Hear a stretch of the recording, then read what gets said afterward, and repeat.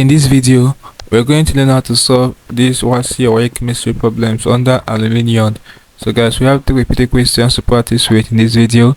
Let's get started. The first question I have here says, aluminium is used in the manufacture of aircraft because it is hard, is malleable and ductile, has high density and conducts electricity, is light and resists corrosion. So the right answer is option D, which is light and resists corrosion.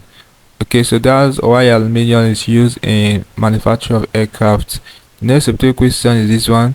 It says, which of the following metallic oxide is amphoteric? So the right answer is obvious, option A, aluminium oxide. Alright, so this is an amphoteric oxide. Very important, guys. Take note of this particular question. Last question I have here before I end this video with this one.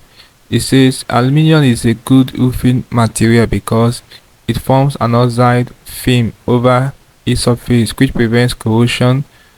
Yeah, guys, this is the answer.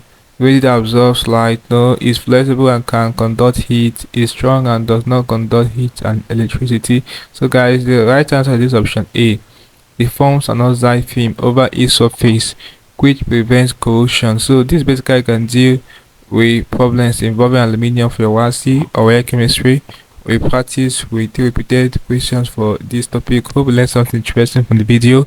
Let's go to the video, guys. If you are new to this channel, ensure that you are subscribed to this channel by hitting the subscribe button for more of these videos. Also like, share and comment on this video.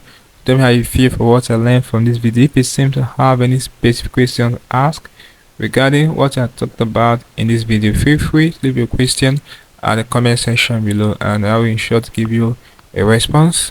Also ensure that you're part of the channel membership by clicking on the join button. You will be getting premium information that will help you to excel in your external exams like your WASSCE and other external exams you'll be writing. Alright, so having known this, click on the screen above and I will see you in the next video. Thanks for watching.